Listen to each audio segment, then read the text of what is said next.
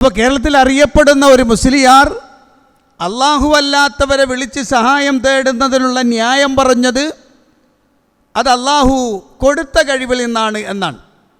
അതിന് അദ്ദേഹം ഒരു ബുദ്ധിപരമായ തെളിവും അവതരിപ്പിച്ചിട്ടുണ്ട്.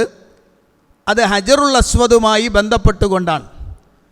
നേർക്ക് നേരെ അള്ളാഹുവിൻ്റെ റസൂൽ ചെയ്തു എന്നോ അല്ലെങ്കിൽ അള്ളാഹിൻ്റെ റസൂൽ ഖുർആൻ ഓതിയിട്ട് ഇങ്ങനെ പഠിപ്പിച്ചിട്ടുണ്ട് എന്നോ അല്ല പറയാം. മറിച്ച് ബുദ്ധിപരമായ നീക്കമായിരിക്കും. അഥവാ ഓരോന്നിനെയും യുക്തി കൊണ്ട് അളന്ന് മനസ്സിലാക്കി തരാൻ ശ്രമിക്കലാണ് അബ്ദുസ്സമദ് പൂക്കോട്ടൂരിൻ്റെ പണി. ഒരാളെ നമ്മൾ വിളിച്ചു എന്ന് കരുതി എങ്ങനെ പ്രാർത്ഥനയാവുക? ആരാധനയുടെ ഉദ്ദേശത്തോടു കൂടി വിളിച്ചാൽ പ്രാർത്ഥനയാവും എന്ന് പറഞ്ഞാൽ ആ വ്യക്തിക്ക് എന്നെ രക്ഷിക്കാനും ശിക്ഷിക്കാനും സ്വയം കഴിവുണ്ട് എന്ന് വിശ്വസിച്ചുകൊണ്ട് വിളിച്ചാൽ ലാ തദഉ മഅല്ലാഹി ഇലാഹൻ ആഖർ, അല്ലാഹുവിനല്ലാതെ ഒരു ഇലാഹിനെ വിളിക്കാൻ പറ്റൂല. ആ വിളിച്ചാൽ തെറ്റാ, നമ്മൾ അംഗീകരിക്കുന്നുണ്ട്.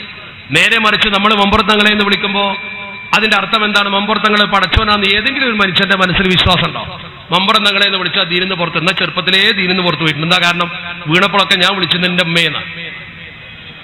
പടച്ചവനല്ലേ വിളിക്കണ്ടേ? അപ്പൊ നമ്മൾ മനസ്സിലാക്കേണ്ട ഏറ്റവും പ്രധാനപ്പെട്ട കാര്യം എന്താ? അവിടെ നമ്മൾ വിളിക്കുന്നത് ഉമ്മ ദൈവമാണെന്നോ മമ്പുറത്തങ്ങൾ ദൈവമാണെന്നോ വിശ്വസിച്ചുകൊണ്ടല്ല, മറിച്ച് നമ്മൾ ആ വിളിക്കുന്നത് ഒരു ആദരവിന്റെ, അള്ളാഹു കൊടുത്ത കഴിവ് കൊണ്ട് ആ മഹാന് നമ്മളെ ശരിക്ക് സംരക്ഷിക്കാൻ കഴിയുമെന്ന ഒരു ബോധത്തിൽ നിന്ന് ഉത്ഭൂതമായതാ. അല്ലാതെ അദ്ദേഹം ദൈവമാണ് അല്ലെങ്കിൽ ദൈവം കൊടുക്കാത്ത എന്തോ പ്രത്യേക കഴിവുണ്ട് എന്ന് കരുതിക്കൊണ്ടല്ല. ഈ ഒരു തത്വശാസ്ത്രം നമ്മൾ മനസ്സിലാക്കി കഴിഞ്ഞാൽ വിഷയങ്ങളൊക്കെ തീരും. വിഷയം തീരും. പക്ഷെ വിഷയം അങ്ങനെ തീർന്നാൽ പറ്റൂലല്ലോ. എന്താണ് ഇസ്ലാമിൻ്റെ അടിസ്ഥാന ആശയം? അദ്ദേഹം പറഞ്ഞെന്താ? എല്ലാ വിളിയും പ്രാർത്ഥനയാവില്ലല്ലോ. വിളി പ്രാർത്ഥനയാകുന്നത് എപ്പോഴാണ്? അല്ലാഹു സുബ്ഹാനഹു വ തആല അതേ ഇലാഹാണെന്ന് കരുതിക്കൊണ്ട് വിശ്വാസത്തിൽ വിളിച്ചാലാണ് എന്ത് ചെയ്യുക? ആ വിളി പ്രാർത്ഥനയാവുക. അല്ലെങ്കിൽ കുഴപ്പമില്ല. അപ്പോൾ എന്തു വേണം? അവർക്ക് അല്ലാഹ് കൊടുത്ത കഴിവിൽ നിന്നാണ് ചോദിക്കുന്നതെങ്കിൽ അത് അല്ലാഹു സുബ്ഹാനഹു വ തആല അവർക്ക് നൽകിയതിൽ നിന്നാണ് ചോദിക്കുന്നതെങ്കിൽ കുഴപ്പമില്ല. രണ്ടാമത്തത്, അവരെ സംബന്ധിച്ചിടത്തോളം അവർ ഇലാഹാണെന്ന് വിശ്വസിക്കാതിരിക്കുക കൂടി ചെയ്താൽ മതി. നിങ്ങൾ ഞാൻ പറഞ്ഞ ആദ്യത്തെ വാചകമല്ല ഷീഈ പണ്ഡിതൻ്റെ ക്ലിപ്പ്, ഇനി രണ്ടും കൂടെ ചേർത്ത് നോക്കുങ്ങൾ. രണ്ടുപേരും പറയുന്നത് ഒരേ ആശയം. രണ്ടുപേരും പറയുന്ന ഒരേ ആശയമാണ്. യഥാർത്ഥത്തിൽ ഇസ്ലാമിൻ്റെ അടിത്തറ എന്താണ്? ഇസ്ലാം ആ വിഷയത്തിൽ പറയുന്നത് ഇലാഹാണെന്ന് കരുതിയാലും കരുതിയില്ലെങ്കിലും അള്ളാഹുവിനോട് ചോദിക്കേണ്ടുന്ന കാര്യമാണ്. അള്ളാഹു അല്ലാത്തവരോടൊരാൾ വിളിച്ചു തേടിയാൽ അതാരായാലും അയാൾ ചെയ്ത പണി ശിർക്ക് തന്നെയാണ് എന്നാണ്.